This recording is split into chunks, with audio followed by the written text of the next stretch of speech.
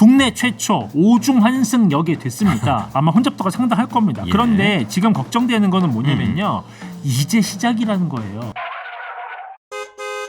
아직 이 노선에 대해서 예. 정확히 잘 모르실 청취자분들 위해서 짧게 말씀드리면 서해선. 네네. 공식 노선 이름은 서해선입니다. 예. 그런데 이번에 연장 개통된 구간이 부천 소사에서 고양 대곡까지여서 네. 그 구간만 따서 대곡 소사선이라고 부르는데 그렇죠. 현장에 가시면 대곡 소사선이란 말은 어디에도 없어요. 예. 연두색 서해선이란 이름으로 통일돼 있습니다. 네. 그래서 그렇게 이해하시면 되고요. 서해선. 네. 이거는 중간에 지나가는 김포공항역이 있는데 원래 이미 4개 노선이 환승이었는데 하나가 더 얹어지면서 국내 최초 5중 환승역이 됐습니다. 5중 환승역이 그렇죠. 됐습니다. 그래서 원래는 서해선 자체보다도 이 서해선을 통해서 들어오는 많은 승객이 김포공항역에서 9호선이나 공항철도나 5호선으로 환승할 것 때문에 그러면 이 기존 노선들이 훨씬 더 그 환승 승객 부담이 커지겠구나.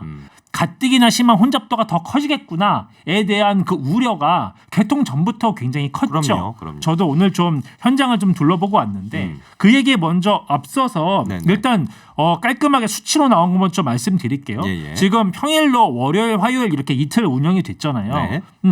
9호선의 승객이 얼마 늘었냐? 월요일은 26%, 화요일은 20% 늘었습니다. 26%, 네. 20%. 시간대 아침 7시에서 9시 사이 출근 시간대. 시간대. 네. 그런데 그러면은 이 승객이 갑자기 어디서 왔을까? 예. 사실상 서해선에서 온 거죠. 그렇다고 봐야 왜 되겠죠. 뭐 달라진 변수가 네네. 별로 없잖아요. 그렇죠. 그러니까 서해선에서 들어온 승객으로 사실상 추산이 됩니다. 예. 네. 그래서 이 정도 늘었다. 그런데 그러면 혼잡도가 어느 정도 늘었냐? 급행열차 같은 경우에 원래 김포공항역에서 차내 혼잡도가 84% 정도였는데 예. 92%로 8% 정도 더 늘어났습니다. 예. 근데 이렇게도 잘 와닿지는 않아요. 네네. 근데 제가 오늘 보니까요. 예.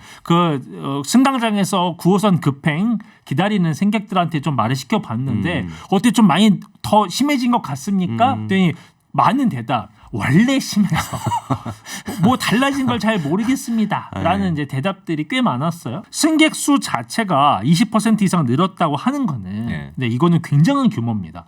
왜냐하면 2, 3%는 것도 나름 주목할 부분인 건데 20%, 26%가 는 거는 굉장한 거거든요. 그래요. 아마 혼잡도가 상당할 겁니다. 그런데 지금 걱정되는 거는 뭐냐면요. 이제 시작이라는 거예요. 예, 근데 이제 시작이라는 말씀이니까. 이제 시작이라는 건 뭐냐면 예를 들면 이 서해선이 지나는 뭐 고양, 부천, 시흥, 안산에서 서울로 출퇴근하는 승객들이 네. 아직 이 노선을 이용을 본격적으로 시작하지 않았다라는 거죠.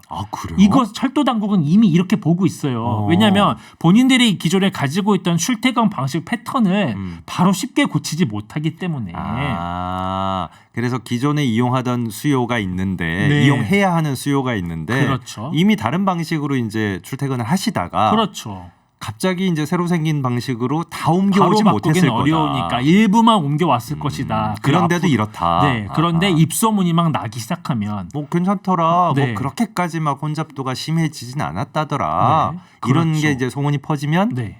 더 많이 이용하게 될 거다. 그렇죠. 근데 그럴 수 있는 이유는 예. 특히나 이 노선이 그 시간 단축 효과가 꽤 큽니다. 그래요? 네, 실제로 저도 오늘 그 승객들을 만나봤는데 예. 얼마 줄었어요라고 하니까 30분, 40분 줄었다는 얘기가 나옵니다. 큰 차이죠. 출국 시간에 3, 40분이 준다라는 엄청난 거는 차이죠. 웬만한 방법으로는 기대하기도 어려운 수준이에요. 맞아요. 네, 어허. 굉장한 효과가 있기 때문에 앞으로 입소문이 클 겁니다. 전철의 위력이라는 게 네. 이게 한번 또 이렇게 체감이 되면 그렇죠. 입소문이 안 날려야 안 날 수가 없겠네요. 그렇죠. 아하. 이거 그러면 지금의 혼잡도를 따지는 게 약간 우리가 너무 시기상조 결과를 내는 네, 것처럼. 이제 시작 단계니까. 이제 시작 단계다. 네. 그러면 이가훈 기자가 오늘 현장 나가서 새로 포착했다는 게 대체 두 가지가 뭐냐? 예. 네. 첫 번째 말씀드릴게요. 자, 서해선이 그 지하 5층까지 가고 있는데요. 김포공항역이 5개 환승 노선이다 보니까 네네. 서해선이 제일 낮은 층에 있어요. 아주 깊이 있군요. 깊은 층에 있습니다. 지하 5층. 네. 그래서 굉장히 깊은 그 에스컬레이터를 타고 올라와야 돼요. 예, 한 번 타면 돼요? 70m가 넘는 에스컬레이터를 두 번이나 타고 번 타야 올라와서 돼요? 해야 되는데 예. 너무 길죠. 이것도 네. 힘들지만 예. 엘리베이터가 따로 있거든요. 예. 그런데 이거 한번 타려면 저 오늘 10분 걸렸습니다. 2개 라인이 있는데 예. 이 2개 라인이 각각 5번씩 총 10번을 실어 날라야 예. 드디어 제가 탈 수 있는 순서가 왔어요. 서해선을 이용해서 이제 김포공항역 환승역에 도착하셨을 때 네. 환승 과정에서 네. 드는 시간이 네. 굉장하다. 엘리베이터를 이용해서 한번 네. 이제 네. 환승을 하거나 네. 아니면 계단을 이용하시라고 하기에도 네. 너무 힘든 사실은 과정이에요. 에스컬레이터 타는 게 시간은 더 짧게 걸려요. 그런데 이게 예를 들면 이게 공항 근처잖아요. 네. 캐리어가 있거나 했을 때 엘리베이터 탄다. 와 어마어마합니다. 이거 좀 대책이 필요할 수 있고요. 예. 두 번째 포착한 것은 사실 지금 이 시간에 한국철도 코레일에 제가 그 설명 요청을 좀 넣어놓은 거라 예. 확실한 팩트라고 설명드리진 않을게요. 네. 전제 깔겠습니다. 그런데 능곡역에서 제가 차량을 기다리는데 예. 사전 예정된 시간대로 열차가 오지 않았어요. 아. 원래 12분 간격으로 와야 맞는데 네. 20분 동안 열차가 오지 않았다. 근데 이거는 저만 경험한 게 아니고 저랑 같이 있었던 시민도 예. 함께 경험을 했습니다. 그래서 요거에 대한 연유는 코레일에 요청을 해놓은 상황인데 아마도 교통량이 몰리다 네, 보니까 혹시 또, 열차 운행의 네. 간격에 있어서 혹시 좀 착오가 있었는지 그래요. 요건 좀 추가 확인 중인 상황입니다.